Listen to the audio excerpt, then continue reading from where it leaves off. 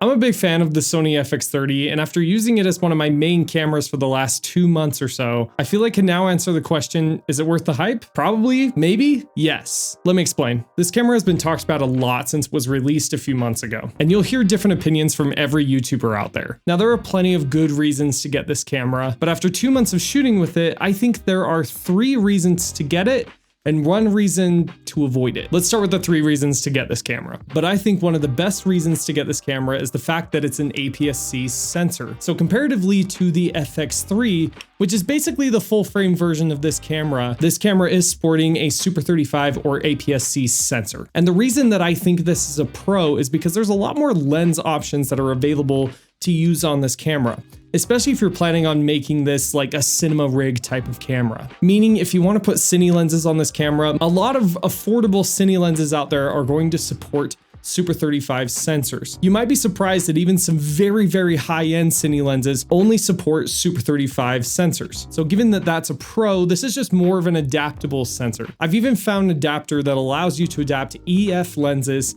onto this camera, but here's the cool part. It's a speed booster. Just like the speed booster you can get with the Blackmagic Pocket 4K, it gives you an extra stop of light as well as expands the field of view of your sensor. In simple terms, it basically gives you a full frame field of view, plus that extra stop of light, not to mention. And I've found these for as cheap as a couple $100s. So the reason I picked up this camera in the first place is because I was looking for a B cam for my Sony a7 IV, and the options that were available from Sony at the time, being that I wanted to stay with the Sony system, weren't exactly what I wanted. I was basically looking for a poor man's Sony FX3. And well, Sony answered perfectly. That's exactly what this camera is. It's a poor man's Sony FX3. Although the Sony FX30 comes at a premium price compared to like the Sony ZV-E10 or the ZV-1 or even the A6400, it comes with some premium features that'll cost you well over $3,000 on other cameras. And the overall image quality of this camera definitely aligns with that premium price point. You have a downsampled 6K sensor, giving you a very sharp 4K up to 120 frames per second. That 4K 120 is a little bit cropped, so keep that in mind, and I've noticed some issues with low light capabilities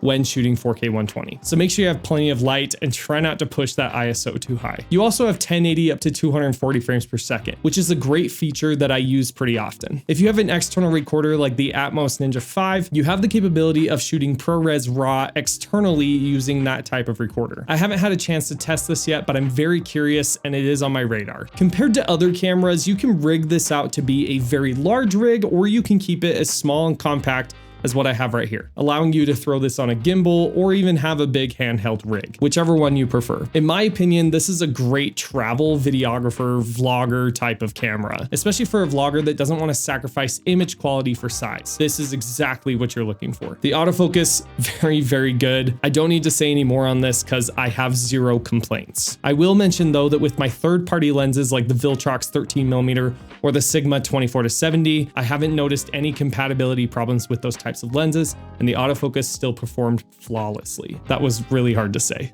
Now let's talk about color for a second. I haven't even gotten to the third reason that you should buy this camera, because all of these things kind of encompass together as one reason to buy it. There are a lot of people that complain about the Sony S-Log image, being that it's hard to color grade or produces weird skin tones or lighting hues and stuff like that. And I will admit, straight out of camera, it's not my favorite. I do prefer Canon or Lumix or even Fujifilm. But since I am a colorist by heart, I really haven't noticed a difference working with S-Log comparatively to Blackmagic RAW or even C-Log. So rather than complaining about the S-Log being bad, maybe you should invest more time in learning how to color grade. But that's just my opinion. If you haven't loaded custom LUTs onto your camera, now's the time. The FX30, the FX3, and the FX6 are one of my favorite cameras for uploading your custom LUTs. So if you want that perfect out of camera type of look and don't want to mess with S-Log and post all the time, you can just upload custom LUTs onto this camera and you'll be able to preview that look and then upload your LUT in post-production. Easy as that. The tests I ran with the battery life on this camera is mostly just in the usage that I've put into it, and I noticed that the battery lasts about 2 to 3 hours of consistent shooting. As far as constant shooting, where you're recording for 30 to 40 minutes, I was able to do a shoot where I recorded for 40 minutes and the battery went down to about 60%. That's going to give you plenty of battery life, but I would recommend getting an extra battery or or even 2 extra batteries to really get you through the rest of the day. I haven't put this through crazy environments, so as far as overheating goes, I haven't had any problems with it, but in the future, I'll let you know if I have any issues. In this camera, you have 2 CF Express Type A slots and 2 SD card slots. I just use the SD card slots. I have 2 V90 cards that I swap out and use with this camera,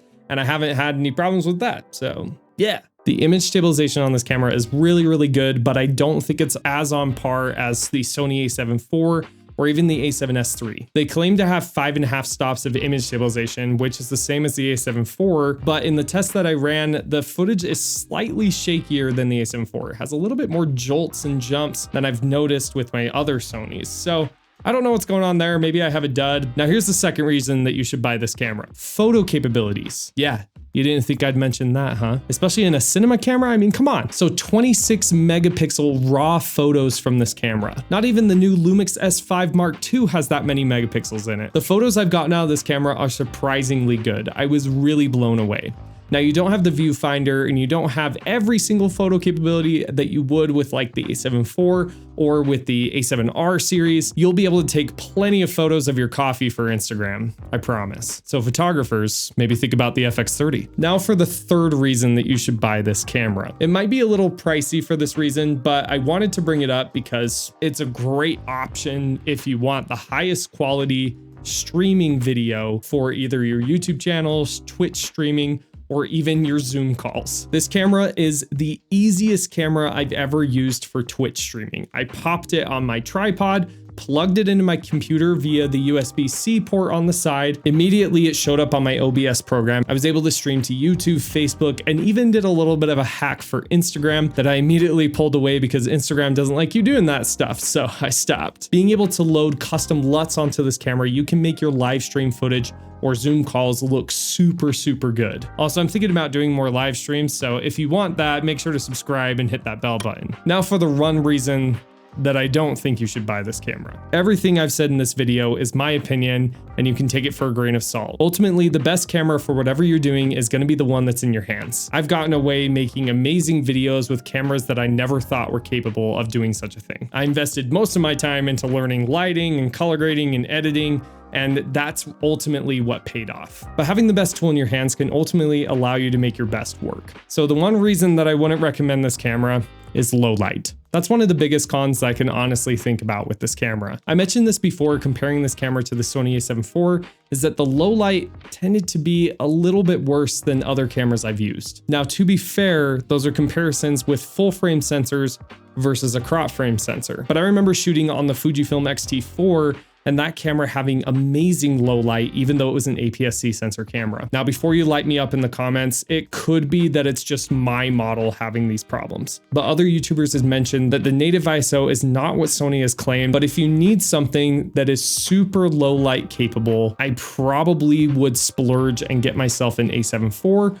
or full frame in order to get the full capabilities of a low light situation. But I will say this, for the price, and for everything else that you're getting with this camera, I would look past that problem and check out the Sony FX30 for 2023. I think this camera is going to be a hard one to beat going into 2023. And we already know that Lumix has taken a punch at Sony, and I'm pretty sure that every other brand is going to start swinging. But if you want to stay ahead of the game, I'd pick up the Sony FX30. Hopefully this video was helpful in deciding if the FX30 is for you. And if you have a second, make sure to watch this video next. And don't forget to subscribe and hit that bell button so you never miss out on new young filmmaker content. Good luck filmmaking.